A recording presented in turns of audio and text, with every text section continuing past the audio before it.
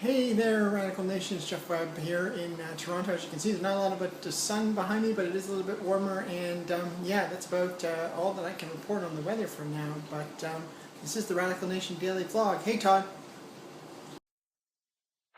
Here we go, children. It's everything fun, dialed up. Hey there, Radical Nation. Have I told you how glad I am that you're here? Because without you, there would be no Radical Nation. So today, we're going to start our series on the job seeker. And I want to talk specifically today about resumes. And whether or not I think resumes are actually valuable tools. Now, of course, most HR jobs, most jobs run by HR are going to require a resume at some point. So yes, you should probably update your resume, keep it updated with your current roles.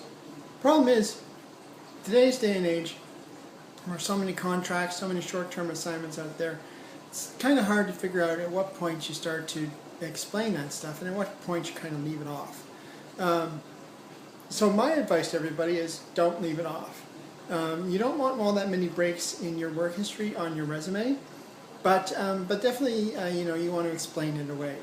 And my friend Sabrina Miller actually made a good point. She said, basically that people are afraid that when they put on a fill-in job, one that they just got to make money, pay the bills, that at some point people are going to be, recruiters are not going to really understand that. But I'll tell you one thing, folks, HR and recruiter type folks, they're pretty human. They understand that you have bills to pay, that you have mortgages to pay, things like that. So putting those jobs on there, not a big deal, as long as it's very clear that that was a part-time job and that it stayed kind of an interim job or a contract job as opposed to becoming your career. So if you've gone to work for the store manager at Walmart, but you've been an accountant for a couple of months, seems reasonable. If you stay there for 5 or 6 years, then guess what? You've just launched yourself into a new career in retail store management.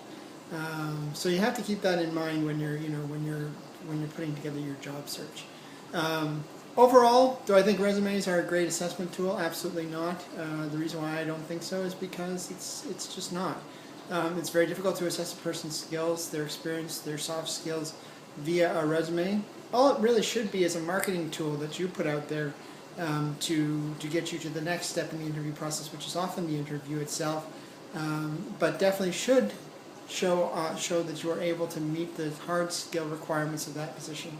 So, if there's education required, if there's a specific skill set required, make sure that that is very clear on your resume before you apply to the job. Now, interesting research that has come out from a usability perspective on interviews, on job descriptions. Most candidates don't read beyond the third line before they determine whether or not they're going to apply for and or qualify for the job. So my advice to you, of course, read the entire job description. Make sure that you match the skills that is needed in that job description before you send out your resume. Now, this is all very simple advice, but I think it bears repeating. Anyways, guys, that's it for me today. I'm here at Radical Central in a very rainy and very soon snowy Toronto, and I hope you're having a great day, and I will see you tomorrow.